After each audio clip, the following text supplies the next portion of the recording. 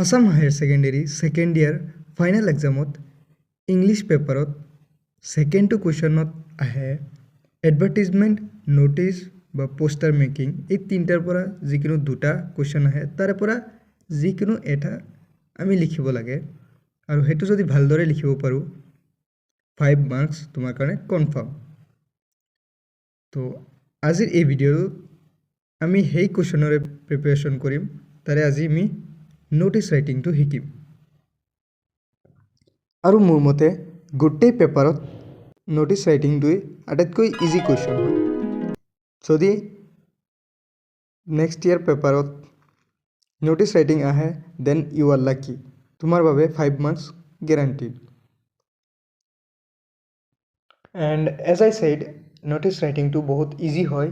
চ' ব'লা ফটককৈ আমি এই ইজি কামটো শেষ কৰোঁ, ন'টিছ ৰাইটিং শিকোঁ। তো ন'টিছ কি? চিম্পলি ক'ব গ'লে ন'টিছ হৈছে এখন শ্বৰ্ট অফিচিয়েল এনাউন্সমেণ্ট। ক'ত ইউজ হয়? বিভিন্ন ধৰণৰ অৰ্গেনাইজেশ্যন, ইনষ্টিটিউট যেনে অফিচেছ, স্কুল, কলেজ আদিত ইউজ হয়। বাছ ইমানখিনি মনত ৰাখিলেই হ'ব। এতিয়া আমি ন'টিছৰ ফৰ্মেটটো চাওঁ। এয়া হৈছে এটা ন'টিছৰ ফৰ্মেট। ফাৰ্ষ্টত ওপৰত থাকিব নেম অফ অৰ্গেনাইজেশ্যন বা ইনষ্টিটিউট, স্কুল, কলেজ যিয়ে হয় গ'ল। তাৰপিছত ইয়াৰ তলত থাকিব মাজত ন'টিছ বুলি লিখিব লাগিব ব্লক লেটাৰ্ছত, মানে কেপিটেল লেটাৰ্ছত ন'টিছ বুলি ধুনীয়াকৈ লিখিব লাগিব। তাৰ তলত আমি হেডিং লিখিব লাগিব, মানে টপিকটো লিখিব লাগিব, কিহৰ কাৰণে ন'টিছটো প্ৰভাইড কৰা হৈ আছে হেডিংটো ধুনীয়াকৈ লিখিব লাগিব। তাৰপিছত আহিব আমাৰ ডেটটো লেফ্ট ছাইডতো লিখিব পাৰি, ৰাইট ছাইডতো লিখিব পাৰি, কিন্তু আমি লেফ্ট ছাইডত লিখিম কাৰণ বেছিভাগ মানুহে লেফ্ট ছাইডত লিখাটো প্ৰিফাৰ কৰে। চ' আমিও লেফ্ট ছাইডতে লিখিম যাতে কোনো ডাউট নাথাকে। তাৰপিছত আমি এইখিনি থাকিব content of notice. Content of ন'টিছত কি মানে কাৰ কাৰণে ন'টিফিকেশ্যনটো দিয়া হৈ আছে, কিহৰ কাৰণে দিয়া হৈ আছে আৰু কি এক্সপেক্ট কৰি আছে অডিয়েঞ্চৰ পৰা, এইখিনি লিখিব লাগিব চিম্পলি। আৰু তলত ৰাইটাৰ্ছ নেম এণ্ড ডেজিগনেশ্যন, কোনে ন'টিছটো জাৰি কৰিছে তেওঁৰ নাম আৰু ডেজিগনেশ্যনটো। বাছ ডেট চিম্পল ইট ইজ। এইটো ইমানেই চিম্পল আছিল। এইখিনি এতিয়া আমি ভালদৰে চাওঁ উইথ এক্সাম্পলছ। কিন্তু তাৰ আগতে কি কি কথা আমি ধ্যান ৰাখিব লাগিব ন'টিছ এটা লিখিবলৈ গ'লে। ফাৰ্ষ্টত আছে word limit must B 50 words, মানে 50টামান ৱৰ্ডৰ ভিতৰতহে লিখিব লাগিব, বেছি হ'ব নালাগে। এতিয়া এক্সামত বহি তুমি গণি থাকিব নালাগে, লিখিলেই হ'ল। 50 ৱৰ্ডছত 55-60 ৱৰ্ড হৈ গ'লেও টেনশ্যন নাই, কিন্তু ধ্যান ৰাখিবা যাতে 80-90 ৱৰ্ডছ হৈ নাযায়, বহুত ডাঙৰ যাতে হৈ নাযায়। বাকীকেইটা ৰুলছ মই অলৰেডি এক্সপ্লেইন কৰিলোঁৱেই ফৰ্মেটটোত। তো তোমালোকে এবাৰ আকৌ ভিডিঅ'টো পজ কৰি পঢ়ি লোৱা ৰুলকেইটা। মই পঢ়িব গ'লে এতিয়া ভিডিঅ'টো অকণ দীঘলীয়া হৈ যাব। আৰু একদম লাষ্টৰ যিটো ৰুল আছে মষ্ট ইম্পৰ্টেণ্ট, সেইটো কোৱা নাই, সেইটো এবাৰ চাই লোৱা। সেইটো হৈছে put the notice inside a box, মানে ন'টিছটো এটা বক্স বনাই ভিতৰত লিখিব লাগিব ধুনীয়াকৈ। চাৰিওফালে ন'টিছটো চাৰিওফালে বক্স বনোৱা থাকিব লাগিব। আস্তানি পেঞ্চিল দি ধুনীয়াকৈ আগতে বক্সটো বনাই ল'বা তোমালোকে এক্সামত, তাৰপিছত ভিতৰত লিখিবা, তেতিয়াহ'লে ধুনীয়া হ'ব। তেহে তুমি ফুল মাৰ্কছ পাবা। এই বক্সটো নবনালে মাৰ্কছ কাটা যাব 1 বা আধা।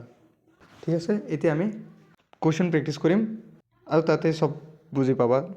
ঠিক আছে, এতিয়া ফৰ্মেটটোত আমি কেইটামান লাইন কমনভাৱে ইউজ কৰিব পাৰোঁ। যেনে কণ্টেণ্টত ফাৰ্ষ্টত ষ্টাৰ্টিংটো আমি যিকোনো ন'টিছটো ষ্টাৰ্টিংটো ছেইম এটা লাইনেৰে কৰিব পাৰিম। এইটো তোমালোকে যদি ভালদৰে নিজৰ মতেও লিখিব পাৰিবা, যদি নোৱাৰা তেনেহ'লে এই লাইনটো মনত ৰাখিবা, তেনেকৈ লিখিবা। It is here by notified to all the, তাৰপিছত ন'টিছটো যাৰ কাৰণে হয় এইটো কুৱেশ্যনটো পঢ়িলেই বুজি পাবা, সেইটো লিখি দিব পাৰিবা। ৰ'বা, যদি ক্লিয়াৰ নহয় আমি এটা এক্সাম্পল চাওঁ, এটা কুৱেশ্যন প্ৰেক্টিছ কৰি চাওঁ, তেতিয়াহে আমি চব বুজি পাম। চ' ফাৰ্ষ্ট কুৱেশ্যনটো আমি চাওঁ। কুৱেশ্যনটো আছে, your school is holding a summer camp for training students in football and table tennis. Write a notice, schedule program. You are Arnab, sports secretary of the school. Okay, তো আমি নোটিছটো এতিয়া লিখিম। অ'কে, তো ইয়াত কি কৈছে, মানে আমাৰ স্কুলত ছামাৰ কেম্প হ'ব, তাত কি কৰা হ'ব, ফুটবল আৰু টেবুল টেনিছৰ ট্ৰেইনিং দিয়া হ'ব ষ্টুডেণ্টছবিলাকক। তো তাৰে ওপৰত নোটিছ লিখিম মই, মোৰ নাম কি অৰ্ণৱ, আৰু মই স্কুলৰ স্পৰ্টছ ছেক্ৰেটেৰী হওঁ। তো এতিয়া ফাৰ্ষ্টত কি আহিব, নেম অফ অৰ্গেনাইজেশ্যন বা স্কুল। এতিয়া স্কুলৰ নাম দিয়া নাই, তো আমি যিকোনো এটা লিখিম, for example XYZ higher secondary school. তাৰপিছত কি লিখিব লাগিব, য়েছ ন'টিছ, তাৰপিছত কি ব্লক লেটাৰ্ছত ধুনীয়াকৈ আমি ন'টিছ বুলি লিখিলোঁ। তাৰপিছত হেডিঙত কি দিম, ছামাৰ কেম্প। আমি ছামাৰ কেম্পৰ কথা ইনফৰ্ম কৰি আছোঁ নহয় ষ্টুডেণ্টক, তো এইটো হেডিঙত দিম ছামাৰ কেম্প। চ' নেক্সট আছে আমাৰ ডেটটো আমি কি লিখিম, এতিয়া আমাক লিখিব দিছে ছামাৰ কেম্পৰ কাৰণে ন'টিছ। তো ছামাৰ কেম্প কেতিয়া হ'ব, মষ্ট প্ৰবেবলি জুলাইত হ'ব। তো জুলাইত হ'লে তাৰ কেইদিনমান আগতে ন'টিছটো জাৰি কৰিব লাগিব ন, তেনেহ'লেহে আগতীয়াকৈ মানুহে গম পাব। তেনেহ'লে আমি জুনৰ কিবা এটা ডেট দিওঁ, for example 28 June 2026 for example. তাৰপিছত ডেট গ'ল, নেক্সট আমি কণ্টেণ্টখিনি লিখিব লাগিব। তো কণ্টেণ্টত মই কৈছিলোঁ যে এটা লাইন আমি কমনলি ইউজ কৰিব পাৰিম ফাৰ্ষ্টত। তো লেট আছ ইউজ দ্যাট। আমি এনেকৈ লিখিম, it is here by notified to all the students of XYZ higher secondary school. তো নেক্সট পইণ্টটো আমাৰ কভাৰ হৈ গ'ল। ইয়াত কি mention for whom the notice is to be displayed, কাৰ কাৰণে, to all the students of XYZ higher secondary school. তাৰপিছত আছে the purpose of notice, purpose কিহৰ কাৰণে ন'টিছটো জাৰি কৰা হৈছে, that our school is organizing a summer camp for training students in football and table tennis. Okay, got it? আমাৰ পাৰপছো হৈ গ'ল ফুল ষ্টপ। তাৰপিছত আমি লিখিম বাকীখিনি যিখিনি ডিটেইলছ আছে, এনেকৈ লিখিম, the program will start on, এনেকৈ আমি ডেটটো লিখিব লাগিব। তো জুলাইৰ যিকোনো এটা ডেট লিখোঁ, ফৰ এক্সাম্পল 8 জুলাই 2026। ইয়াতে কণ্টেণ্টত যেতিয়া ডেটটো লিখিবা, ডেটৰ ফৰ্মেটটো এনেকৈ হ'ব লাগিব, ফৰ এক্সাম্পল যেনেকৈ দিছোঁ 8 জুলাই 2026, বা অগষ্টত হ'লে মান্থছটো মানে নাম্বাৰত নহয় লেটাৰত লিখিবা, এইটো কাৰেক্ট ফৰ্মেট হয়। তো আমি কেনেকৈ লিখিম, the program will start on 8 July 2026 from 10 AM onwards. ডেটৰ পিছত আমি টাইমো লিখিব লাগিব, সেইকাৰণে from 10 AM onwards in the school playground. হ'ল ডিটেইলছ। এতিয়া আমি কি এক্সপেক্ট কৰি আছোঁ হেৰিৰ পৰা, যাৰ কাৰণে ন'টিছ বুকটো দিয়া হৈছে, এইটো লাইনো কমনলি ইউজ কৰিব পাৰা, অকল নিজে মিলাই লিখিব পাৰিলেই হ'ল। আমি এনেকৈ লিখিম, the interested student must give their respective name to the undersigned, মানে কোনে কোনে পাৰ্টিচিপেট কৰিব তেওঁলোকৰ নামটো আমি বিচাৰিছোঁ। তো আণ্ডাৰচাইন বুলি লিখা আছে যে কাক দিব, এতিয়া তলত কাৰ নামটো লিখিব লাগিব, ন'টিছটো পিনে লিখি আছে মোৰ নাম কি অৰ্ণৱ, মই কোন হয়। নেক্সট পইণ্টত আছে নহয়, mention the name and the designation of the person issuing the notice. তো তাতে মই লিখিম Arnab, sports secretary XYZ higher secondary school. আৰু last and most important point, put the notice inside a box. এতিয়া ন'টিছটো আমি এটা বক্সৰ ভিতৰত ভৰাম। তোমালোকে এক কাম কৰিবা, ফাৰ্ষ্টতেই বক্সটো বনাই ল'বা এক্সামত ধুনীয়াকৈ স্কেল দি পেঞ্চিল দি, তাৰ ভিতৰত ধুনীয়াকৈ লিখিব পাৰিবা। তো বলা আমি আরও একটা কোয়েশ্চেন প্র্যাকটিস করু। তো এটি কোয়েশ্চেন আছে, you are Nandan or Nandini, cultural secretary of Don Bosco School. Draft a notice in not more than 50 words for your school notice board, inviting the interested student to submit their names for an inter-school dance competition your school is going to organize. তো ফার্স্টত আমি কোয়েশ্চেনটো বুজি লওঁ। মোৰ নাম নন্দন বা নন্দিনী। তো মই নন্দন এতিয়া মই নটিছটো লিখিম। মই কোন হয়? Cultural secretary. অ'কে, তো আৰু আমাৰ স্কুলৰ নাম কি? Don Bosco school. আৰু নটিছটো কিহৰ কাৰণে লিখা হৈ আছে? Inter school dance competition. আৰু ভেন্যুটো ক'ত? আমাৰ এই স্কুল যিটো নেকি ডন বস্কো স্কুল, তাতে পাতা হ'ব। ঠিক আছে, তো আমি নটিছটো কেনেকৈ লিখিম কোৱা?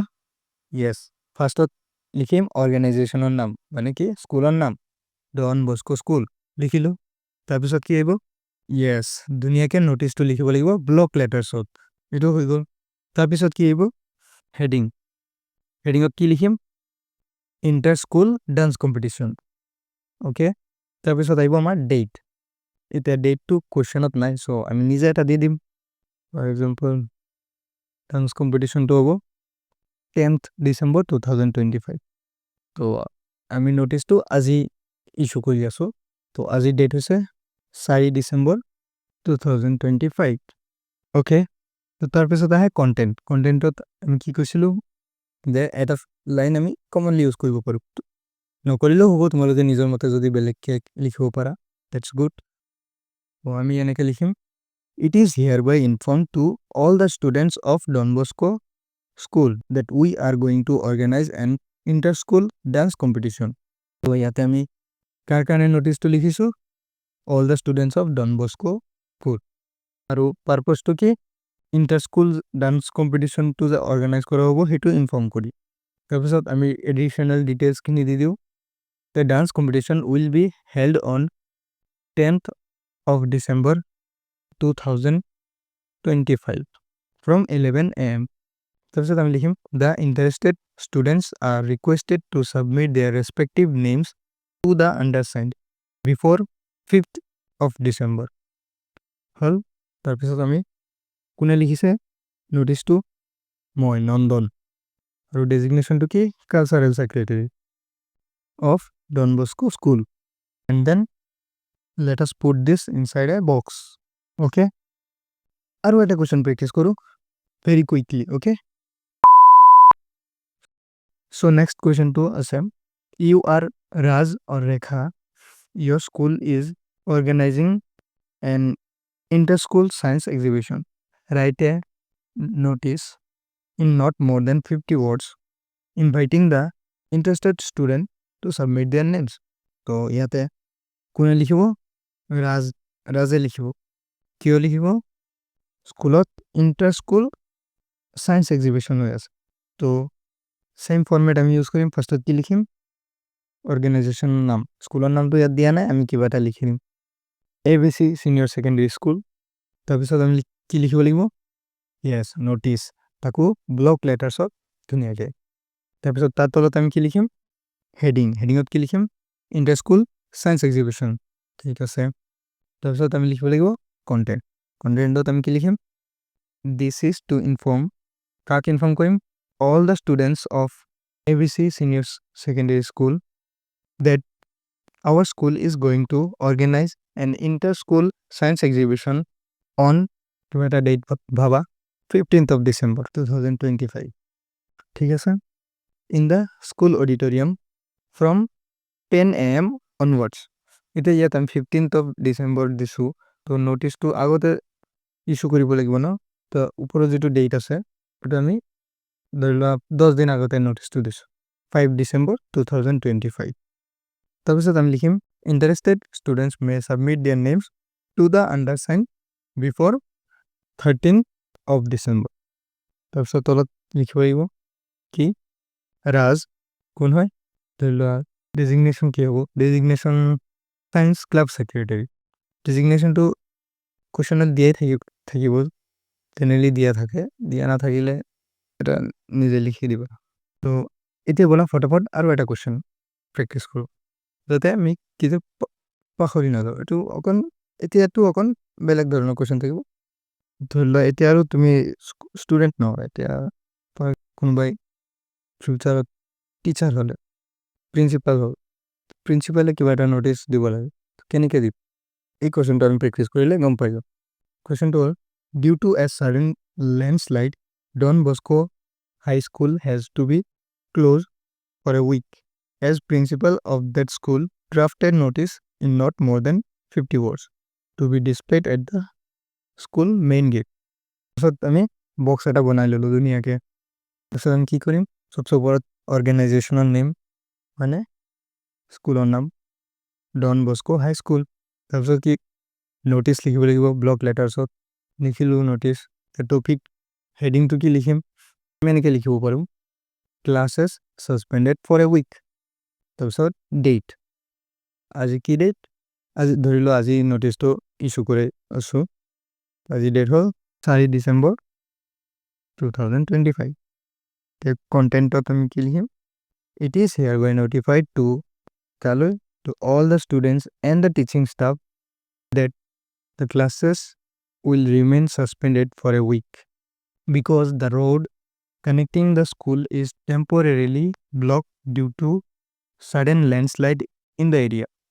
The school will reopen on 12th of December 2025 and the classes will continue as usual. এতিয়া কুৱেশ্যনত নেম দিয়া নাই কিন্তু আমি ন'টিচত এইটো ন'টিচত অকল ডেজিগনেশ্যনটো লিখিলেও হ'ব কাৰণ প্ৰিন্সিপাল বুলি ক'লে চিনি পাবই হয় নে নহয় principal Don Bosco high school okay এতিয়া আমি বহুতকেইটা প্ৰিভিয়াছ ইয়াৰ্ছ কুৱেশ্যন প্ৰেক্টিছ কৰি হায়াৰ ছেকেণ্ডেৰী এক্সামত আহা কিন্তু এই কুৱেশ্যনকেইটা আমি প্ৰেক্টিছ কৰিম নেক্সট ভিডিঅ'ত কাৰণ এই ভিডিঅ'টো ৰেকৰ্ড কৰোঁতে এতিয়া বৰ্তমান টাইম হৈছে 3:18 ৰাতি তো মই শুব লাগিব হয় নে নহয় চ' লগ পাম নেক্সট ভিডিঅ'ত বাই বাই